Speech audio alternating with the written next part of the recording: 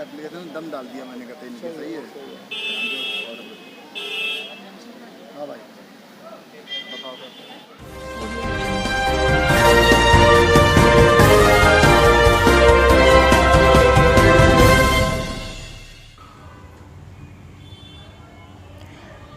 Disposable के व्यापारी की फरियाद थाना पुलिस ने नहीं सुनी तो व्यापारी पहुंचा एसएसपी दरबार में। बरेली से खबर है बुलंद भारत के लिए कामरान अली की रिपोर्ट। शहर के शहामतगंज बाजार में निसार अहमद खान के डिस्पोजेबल की दुकान है। दरअसल बरेली के थाना बरादरी क्षेत्र के मोहल्ला कांकरटोला के रहने वाले निसार अहमद खान ने आज एसएसपी कार्यालय पहुंचकर एसएसपी से गुहार लगाते हुए बताया कि उनकी डिस्पोजल की दुकान शहामतगंज बाजार में है, जिससे उनके परिवार का पालन पोषण होता है। 20 जून को दोपहर लगभग 12 बजे उनकी दुकान पर एक ग्राहक आया और कुछ सामान खरीदा। इसी बीच उस ग्राहक ने 80,000 रुपये दुकान में से उठा लिए और रफू चक्कर हो गया।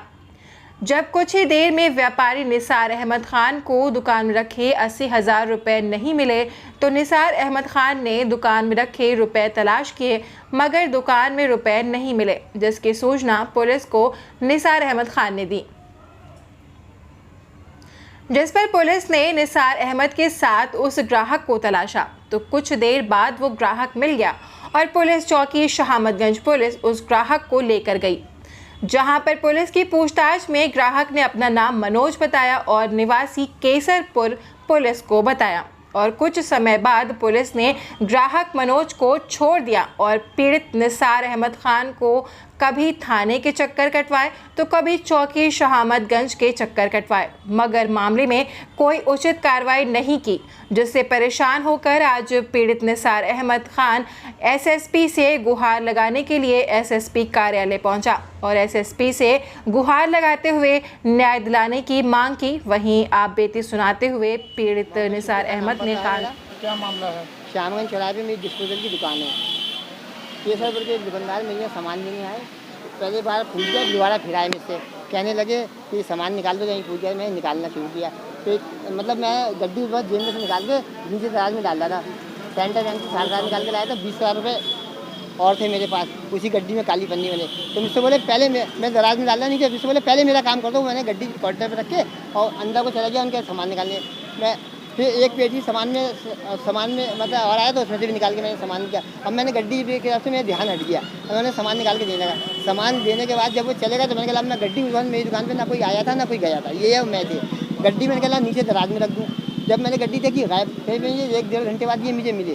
जब मैंने इनसे पूछा कि आपने क्या गड्डी दी, तो ये मुझे हाथ छुड़ा के भागने लगे और कहने लगे मैं बीमार आदमी हूँ, मैं मर जाऊँगा, मुझे हार्ट का है, मुझे पानी पिलाओ पानी पिलाओ। मैंने कहा भाई साहब बर्थडे में आपसे पूछ रही हूँ, कुछ नहीं करे। बोले ना मैं बच्चों के सामान दिलाने आया हूँ। तो मैंने कहा आपने कहीं से कोई सामान खरीदा, किसी से मिले? बोले ना मैं किसी से मिला हूँ ना मैंने कोई सामान खरीदा, सिर्फ तुम्हारा ही सामान खरीदा है मैंने। फिर बड़ी मुश्किल से काबू में करके इन्हें चौकी पहुँचवाया गया, चिताबाई चौकी थी, वो इन्हें लेके गई चौकी। वहाँ पर ये बिल्कुल सीधे हो गए, ना इन्हें बीमार हुए ना कुछ हुए, बिल्कुल सीधे खड़े हो गए जाके वहाँ पर। उसके बाद फिर इनसे पूछा चौकी में भी कि आपने कोई सामान खरीदा, किसी से मिले, कहाँ गए? बोले कुछ नहीं, मैं तो बच्चों का जानता हूँ, सामान लेने आया था, बस खाली इनसे खरीदा, इनका कट्टा वहाँ परमल वाले के वहाँ रखा है। खैर कोई बात नहीं। उसके बाद मैंने कहा चौकी हेड साहब से, मैंने कहा ऐसा करो इनका जो बच्चा है इससे पूछो। तो छोटे बच्चे से पूछा, बड़े से पूछा, उससे पूछूंगा, वो बहुत होशियार था बड़ा वाला, उसने एक नंबर तक गलत बता दिया फ़ोन का। छोटे बच्चे से पूछा तो उसने कह दिया कि सामान खरीद के अभी एक टांगे वाले का, जिन्हें किसका नाम बताया, पप्पू का, उसके हाथ भेज दिया। अब बताइए यहाँ ये झूठ क्यों बोला? मुझसे तो डिस्पोजल दिया था, गिलास 200।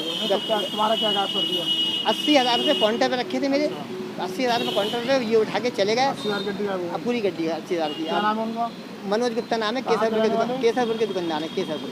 अच्छा ये नाम मुझे मालूम नहीं था, ये मुझे माल जहाँ से उन्होंने और सामान खरीदा था उन्होंने बताया कि आज मनोज गुप्ता आया था, मंगल का दिन था। बोले अब 2 बच्चे भी थे, मैंने कहा बना का उसका नाम क्या? बोले मनोज गुप्ता नाम है। तभी ये श्यामगंज चौराहे के साथ जहाँ को दफाने की रिक्शा खड़ी हुई, डिस्पोजल की दुकान है। और उसके बाद इनके रिश्तेदार आते हैं 2-3 दिन बाद, वो मुझसे ये कहते हैं 10-20 हज़ार रुपये लेके मामला निपटा लो, वो तो बीमार आदमी है। और रिश्तेदार इनके आते हैं साथ में लेके आते हैं, केसरपुर से कुछ लोग ही है, वो कहते हैं चौकी में ये धमकाते हैं, कहते हैं कि निपटा लो, अगर ये जेल गया तो हमसे बुरा कोई नहीं होगा तुम्हारे लिए। समझे? और ये बताइए इनके रिश्तेदार क्यों कहते हैं 10-20 हज़ार के निपटा लो।